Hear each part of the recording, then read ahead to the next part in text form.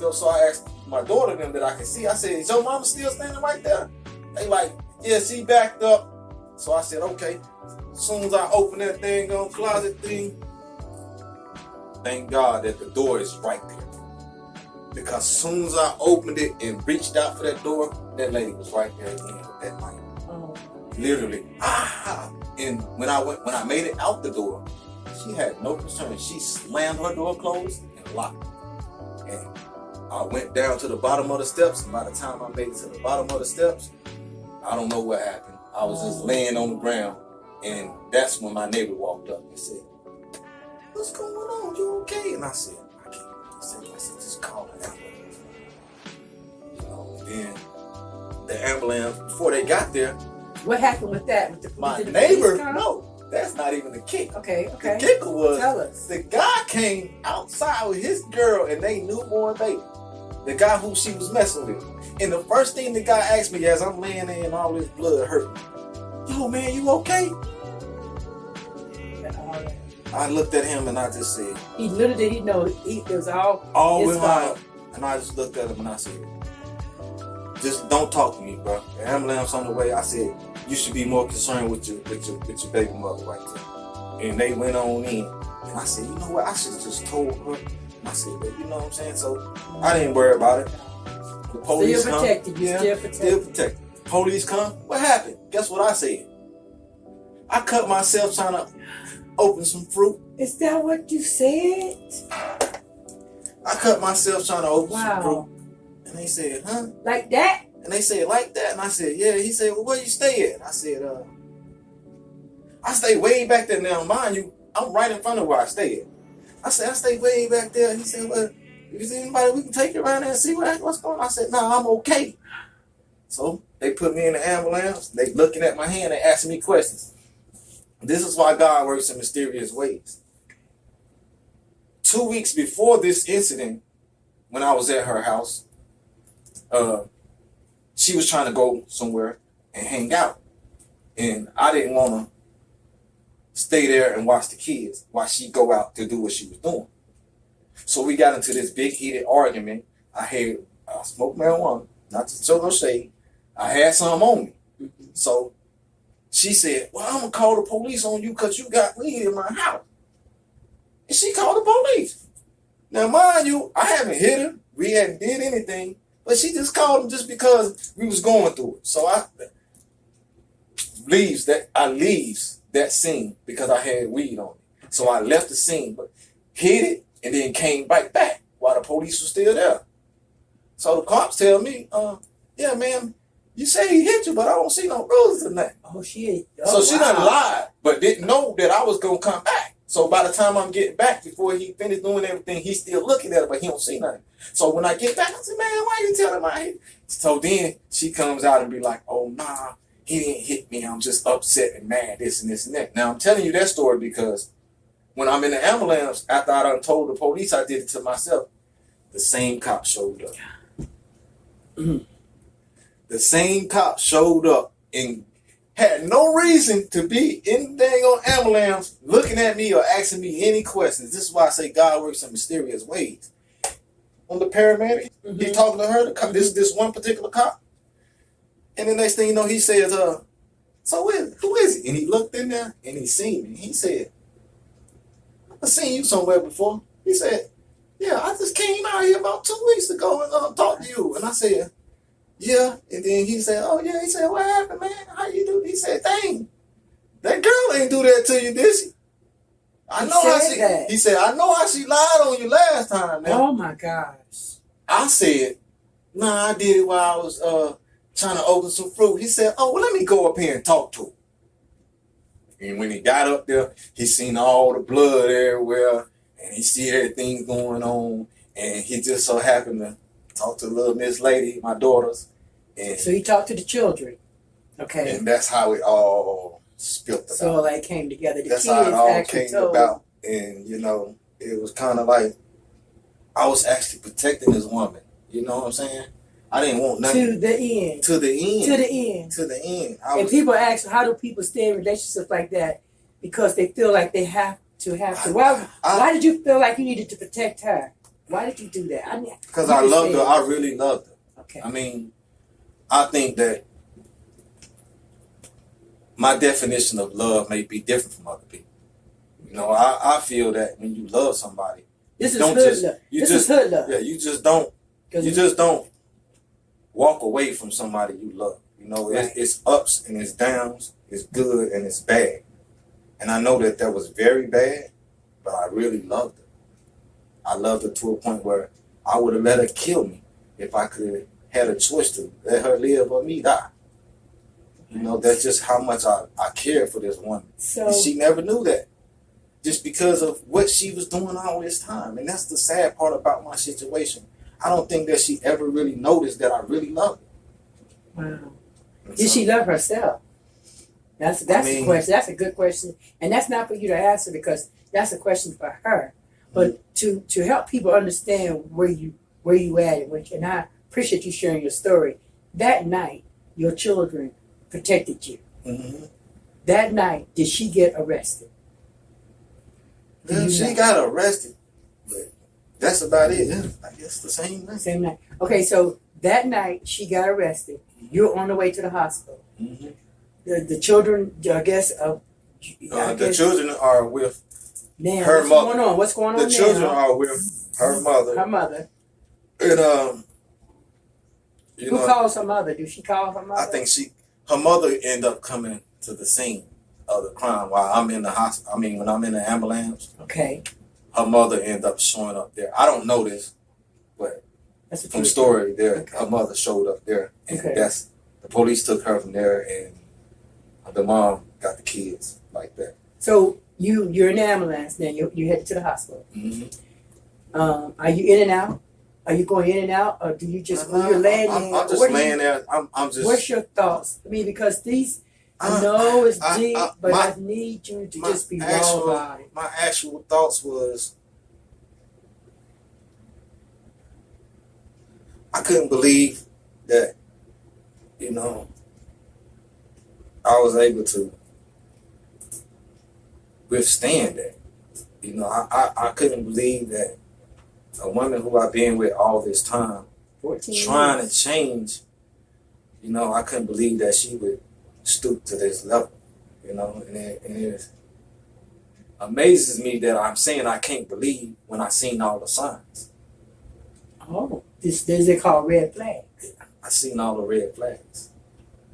But yet and still, I tried to overlook all them red flags due to the fact of how I felt about it. You know, that's why I say that, you know, my love for people is different. Mm. Because, you know, I loved her. You know what I'm saying? I didn't want no other woman. You know, I changed my life around for her. Mm-hmm. Stopped doing all the things that was just negative and wrong. Trying to empower the relationship that we had. But, you know, unfortunately, sometimes trying to do good by people who don't want to do nothing but bad is not a good thing. Right. Sometimes you got to learn to let go. To let go. Sometimes you got to learn to let go. No matter how you feel about a person, no matter what they going through or what you're going through, sometimes you just got to know how to say, that's enough. You know, to say that, I know you went into the hospital. You had to have some situations taken Mm-hmm. care of. Tell me about your injuries. Well, my middle finger was... And you can tell it to the camera. Okay. My middle finger was separated, I think it was 68%. What's this? The ring finger? I'm not sure, but this finger, I call it a the pointer finger. Mm-hmm. I think they said it was at 97% attached. It was hanging by like meat. You know, she had slit through my bone and through my veins and everything. You know, she really lacerated them off. You know, I could have just pulled it off if I wanted to. You know, it was just hanging. By the skin. Just by the skin. Yes, ma'am. And they had to put me through it. I had to stay in the hospital. I mean, some people don't even know that when you go to the hospital, you in there 2 or 3 days and you out of there. Man, I had to stay in there for almost 2 weeks. You were in the hospital for 2 weeks. Yeah, because she really damaged my hand. And not only my hand, like my back was scarred too, to a point where they thought that she might have did something extra. I'm not sure, but yeah. So she had actually stabbed you in your back. Well, not really a stab. It was just more of a gash that wouldn't stop bleeding. Don't get me wrong. I don't know. They said that they thought that she hit some type of vessel or something. but she didn't. Thank God. But yeah. So. And what about your head? I think the first thing you said she hit you in the head. Yeah. I mean, did you have any stitches from there? We don't want to sit right here and talk about all the well, all we don't the have things to. But what I'm saying is that you went through all of that. Mm-hmm. You was in the hospital for 2 weeks, and now you come that point. That's the part. See, he threw me off a bridge, but I swam to the shore, and I got up, and I got back in the car. And he took me home. Straight back to it. See what I'm saying? So we're trying to let people know that I'm not judging. We don't judge here, but we're trying to let people know that no one knows when it's time to let go. Mm-hmm. But Kevin Mosely getting ready to tell you when it's time to let go. That's right. Okay? Because Kevin Mosely know what he had to go through. Mm-hmm. So you're still trying to get back with her. Mm-hmm. But finally at last, you call me. Mm-hmm. You call me, and when I do see you, you are wrapped up in bandages. Mm-hmm. You lost a lot of weight. You was really small. You frail. Mm-hmm. And you were in tears. And you were at a family member's house. And lo and behold, you had all your children. Mm-hmm. Tell me about that. Tell me about the time that you had to call and say, hey, I got to get help. It was, once I got out of the hospital, not throwing no shade at my family, but nowhere to go. Nowhere to go. I mean, who could take somebody in with 4 children? It's kind of hard, because especially if you're trying to struggle, you're living for yourself, and your family is not, Nobody's really financially stable to be able to help me, and it was like, I didn't have nowhere to go. It looked like people were saying, you brought this to yourself. And it seemed like a lot of people would tell me that, like nephew or homeboy, I told you to leave, you should have been gone, and that's the point. Shoulda, coulda, woulda, but didn't. Okay, so don't blame me now. How can you help me? How can I help myself? How can I get to the next place? Forward? So who told you about Portia? I know you knew what I do, but what made you say, hey, that took a lot to call me? Because I know you. I know your family. And I even felt comfortable enough to just ride to your place, meet you outside. I told you to come to me, and you did. What made you say, hey, I need to do more than just stay here with my family and go through this? What made you call me?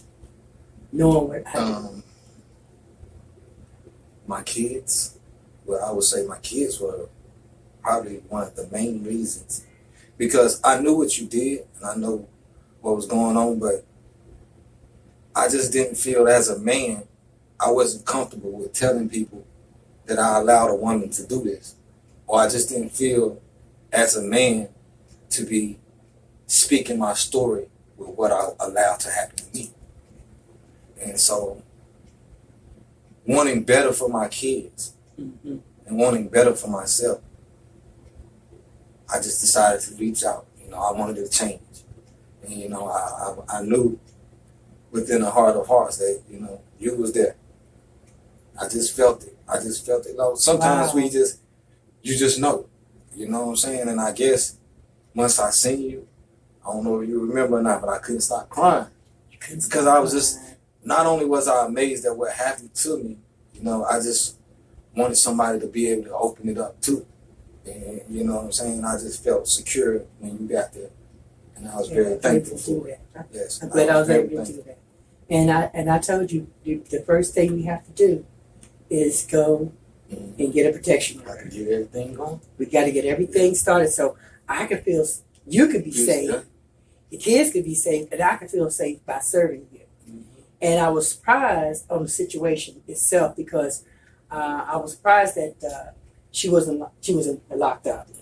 I was surprised that they were doing more to investigate your situation. So, but we to the Family Justice Center downtown, and I do not do that. I tell people where to go, and I let them go. But for some reason or another, to me, you needed somebody to be right there beside you. And we went into the door, and we sat down, and you couldn't stop crying. You just kept crying. And the more that you said, he's like, I can't believe she did this to me. I loved her. I can't believe that she did this to me. And I kept telling you she did. Mm-hmm. And I kept telling you, remember that she did that. Remember what the pain that you're going through, because a lot of times, even in there, you was like, well, maybe, no, bro, no. We got to finish this. Mm-hmm. And the rest of it, we did finish. Yes, But it was still other things that needed to be taken care of. yes. I mean, and let's talk about that. Let's talk about the next phase of once we got your protection order, and what happened as you had to now navigate the system in so many ways to find housing, because you couldn't stay where you were. Mm-hmm. That was obvious. And she wasn't doing anything to help you with your children. And so you couldn't work. You couldn't move your arm. You was in a cast from hand to shoulder, and you were just lost. So you asked me again, and you said, I asked, I said, what can I do? What can you do to help me? I needed, not only did I need support, but I needed, love. I needed guidance. And, I didn't know where else to turn but you. I mean, I knew that, what you were doing, and I knew what was going on, and I decided that it was time. It's more than just me. So let's just say, and I can help me with this. How long after the situation, you getting out the hospital, because you were in the hospital for 2 weeks, and I took you down to the Justice Center. Was that 3 weeks after your situation, after getting out was it a week after getting out the hospital, or was it the same week? It was like the same week. The same week you got out the hospital? We went the same week. Okay.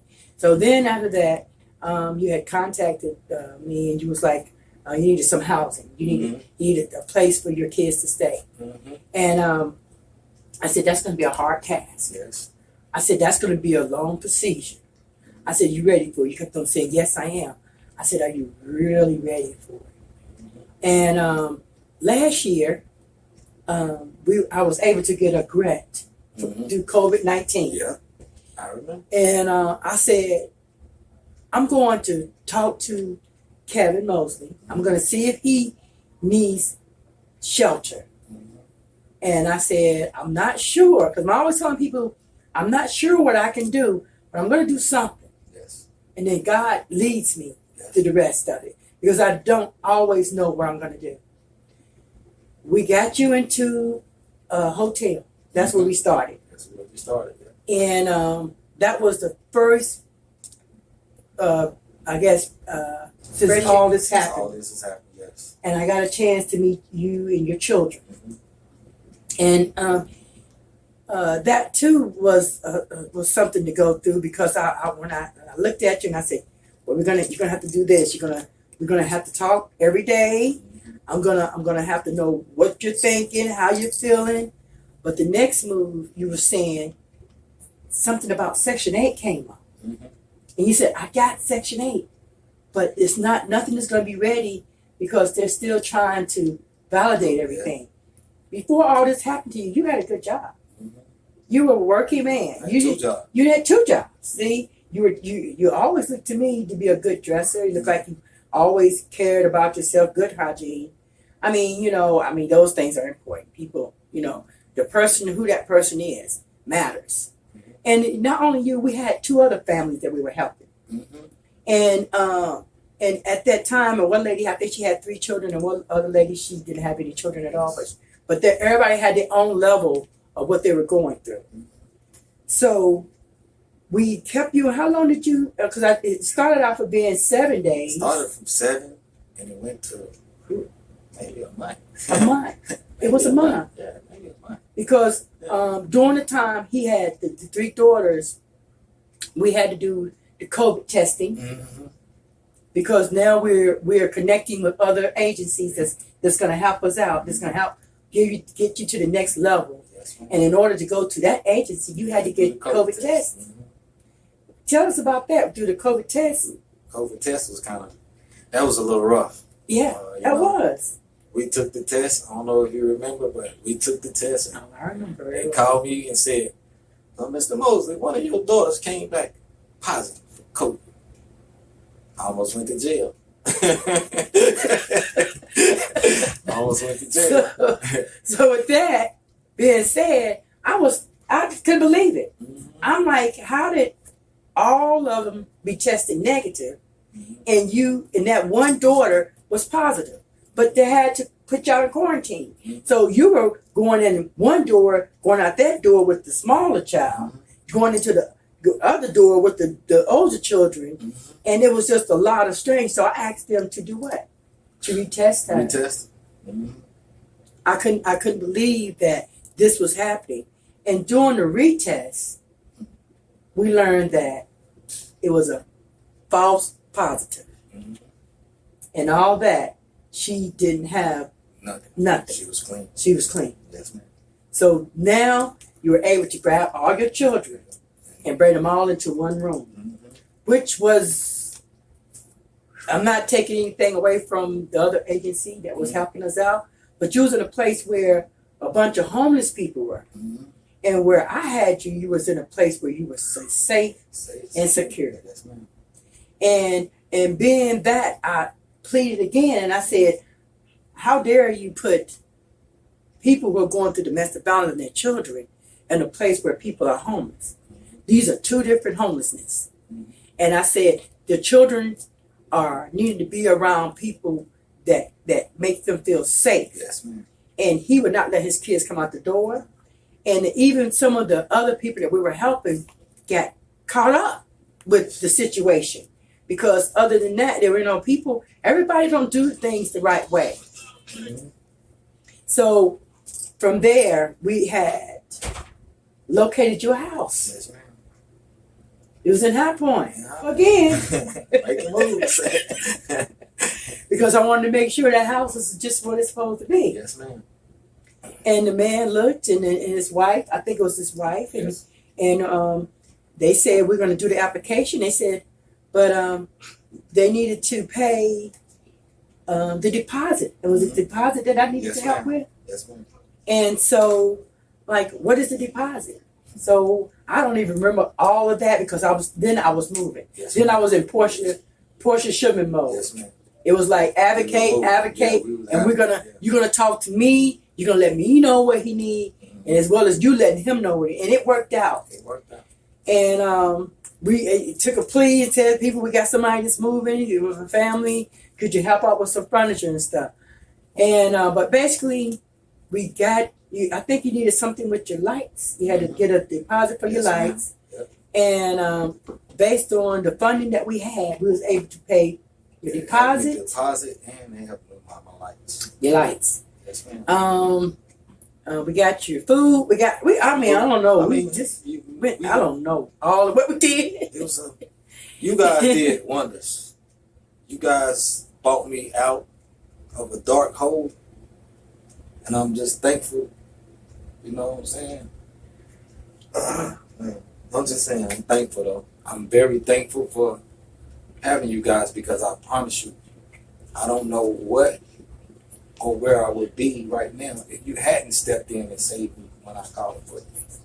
I'm not sure what I would be doing today had you not had my back because I was lost. I mean, honestly, I was lost. As you heard me say that, I was still loved. I still didn't want her to get in trouble. I still was trying to make her situation be okay while my situation is so bad. I had to remind you several times of your condition. Yeah. Because you couldn't feel it in your hand. You couldn't move your hand. I had to remind you, I said, the reason you this going on is because what she did to you. A lot of times people that go through domestic violence and goes through the situation of abuse, they forget.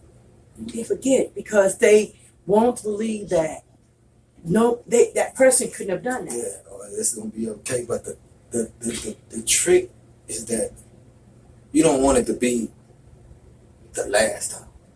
Right. So I know for a fact that I did wrong. You know, I kept sticking around. like I said, all the red flags that I seen, and I avoided it. And you know, when you think about stuff like that, you basically you hurting yourself because you're hoping for something to happen that you already see the outcome of that goes, going. and that goes to this question right here. What would you tell someone that's seen those red flags? What would you advise them to do? What would you tell? Let's say, since you're a man, and they say, and you know, you had a lot of people who didn't believe what was going on, because even when I heard the story, I was like, the first thing I heard, my son came into the house one day, and he sat down, and that's before you even called. He said, something just crazy just happened to Roman. He's in the hospital fighting for his life. That's all I knew he was saying, fighting for his life. I said, well, what happened? His baby mother, as they call it, baby mama, keeping it real, tried to kill him. And I was like, first thing I said, what did he do? Because we are normally looking at men abusing women. Exactly. So with a man that's going at home right now, and because we have had counting like visuals for men who have lost their life. I had a man said he had gotten stabbed twice. Absharp Bass in Winston-Salem, he had gotten stabbed twice, and his family was trying to get him to leave the relationship. They had, I guess, 3 beautiful children. He was staying for the children. She stabbed him the next time. He bled out in front of the children, and he was gone. And, you know, what about the children? So you have a man out there, and he's like, I'm in this relationship. I'm going to take it, even though she's doing these things to me. What would you tell him, bro? What would you tell him? I mean, I know he's worried about the children, but what do he need to do? It's not that I can tell somebody. Suggest. But what I would suggest again is that as a man, it's hard to go and say, my girl beat me up, or my girl tried to kill me. It's just hard because, again, society has perceived us to think that the man is always stronger than the woman. So he's a weak man if he allows a woman to. And that's how I felt. I just felt like somebody gonna laugh at me, or they gonna think it's funny. But I had to sit back and think, what was more important, my life or her happiness? And I just felt like, you know, my life was more important. Wow. But Life for her. yes, because evidently she's happy with what she's doing. I mean, when you're with somebody and you're in domestic violence or whatever it may be, if this person is continuously doing the same things, then it must make them happy. Wow. It must make them happy. Because you're not going to hurt somebody who you love. Mm-hmm. You know, you might say, oh, I love that girl. But at the end of the day, she'll know if you love her by your actions.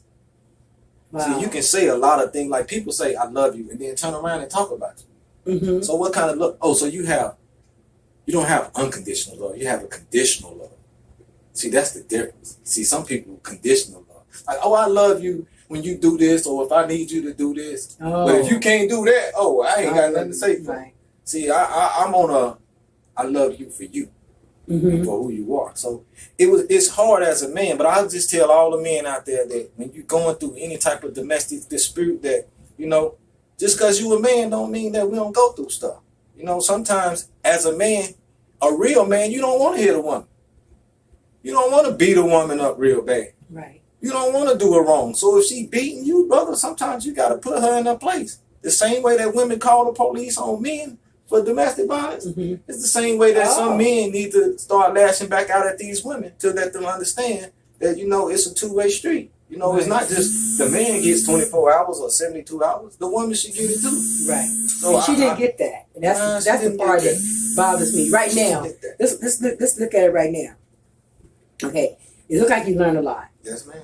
And it looks like you're still learning. How Yes, about ma'am. that? Yes, ma'am. Because it's a process. It's definitely You know, I tell people, they say, well, you know, it takes about 2 years, even more, but at least 2 years before a person can actually get past the abuse. Mm-hmm. Just to get past it, enough to breathe, maybe have a good dream without thinking about it. Because I'm sure you think about it all the time. And it looked like you're in a 3-bedroom house. Yes, Yes, ma'am. And I know that through the COVID, you lost your job because you Yes, had to do the homeschool thing, and we talked about that. And it was that's detrimental to a lot of people right now that's out there. So what are your goals? What do you want to do? What do you like to see happen? Right. If someone is out there that could help you, that's listening to this podcast, what would you let them know? I mean, I know you're not a person that says, I'm here, I got my cup out, because you're not that person. Yes, But if somebody wanted to help you be the best that you can be, what would you ask them to do? What would you look for? Trust me. Just trust me. Just trust me. I lost so much, and I went back on so many things, and so much has happened. Just trust me. Just trust me. Because I know where I want to go. I know what I need to do. I just need trust. If I can. What kind of work do you do? If somebody had an opportunity or a job, what would you look for? Well, currently, I'm not working currently right now. Right. Due to this COVID-19 and the nature of my hand. So, but I'm a painter. I'm a heck of a painter. You like to I'm paint? a great painter. Okay. I work for Housing Authority. Okay. I work well with computers. Computers. Yes, Okay. I work well on computers. Yeah. I'm a great chef. I cook every day. Oh yeah, I seen All your day. meals and Yeah, menus. I cook every You day. still owe me a day. meal too. Can I get a meal today? Yeah. You did. You're gonna get you cooking today. I'm gonna come over there and get some. I think I got beef tips today.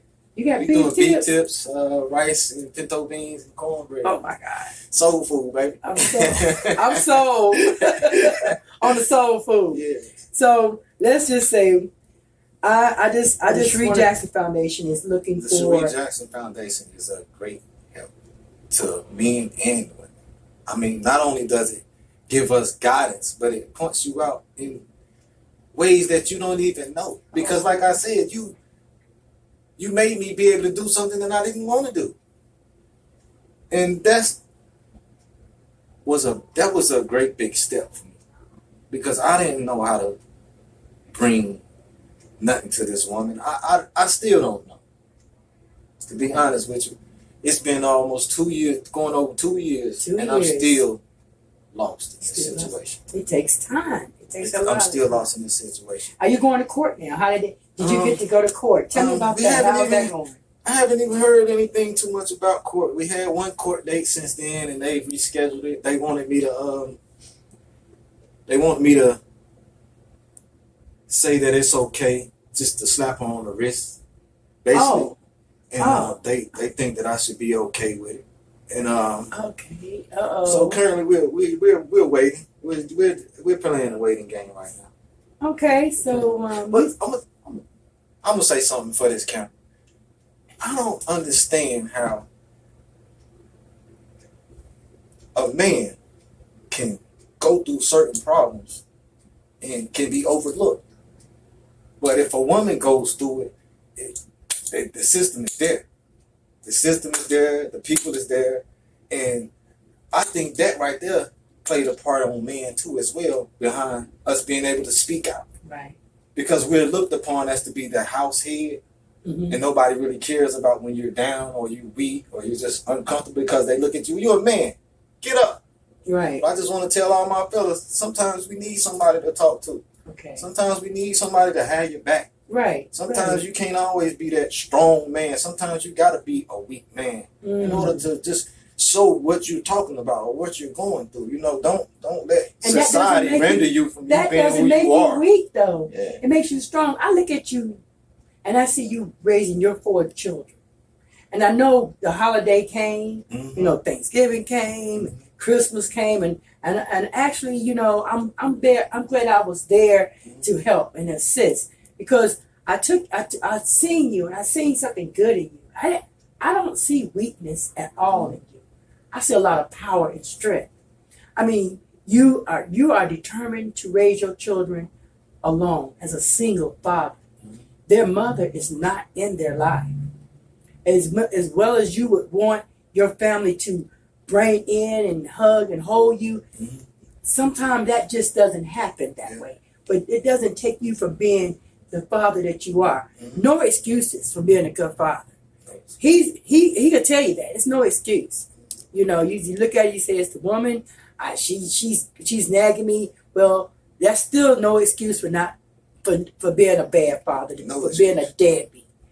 So I'm just saying I appreciate you, and we still got something to do because you just told me that the court situation has not finished. Mm-hmm. So I'm going to have to actually look into that just to make sure that that everything under the law from her, the attempted murder charges. That's what it was. It was attempted murder charges. You can't brush them under and say, well, now since it's been 2 years, it's no longer attempted murder. It's more so like she made a mistake. Yeah. And I'm sick of this system saying stuff like that. That's why we need things like this. You know, that's why we need more of me, more of you, more of this situation. But I was going to tell you, I'm going to ask you to be it. I'm going to ask you to be more of this. Yeah, I definitely will. I would like for you to give back by being a part of this organization. I definitely will. Because, I mean, you know, I've helped so many. Someone told me, they said, Portia, tell me what you have done for the people. How many people you have helped. How many families you have saved. How many this. How many women came in. How many men came in. I don't even know. So I had to put a podcast together to ask anybody that's out there that if we have done anything for you, if we have helped you in any kind of way, if we would have given you a bus ticket to safety, if we have done anything, if you're not even living in this state, please call the Sherri Denese Jackson Foundation at 336-510-9292 so that we can actually talk to you and you can tell them what we did or what I did. I say we because even though it looks like it's Portia Shipman, there's a team that comes behind everything that I do. And I appreciate everybody who has volunteered their time to help this organization. We have here today, inside the purple door, with Kevin Mosely. And Kevin Mosely, thank you for sharing your survivor story and bringing everything together. We also have his 2 daughters. I would like for them to come in if you would like. And they're peeping around. Y'all could come in if you like. Yes. Turn around, look at the camera right there. And say hello to everyone. And let's tell everybody, what's your name? Corey. Your name is Corey. How are you, Corey? Good. You good? Okay. How old are you? 4. You're 4. Okay. And what's your name? Casey. Casey. And how old are you, Casey? 7. 7. Beautiful. Romy, his children, the other 2 children are in school, I'm thinking, and he shared his story today. Stay tuned for the next episode.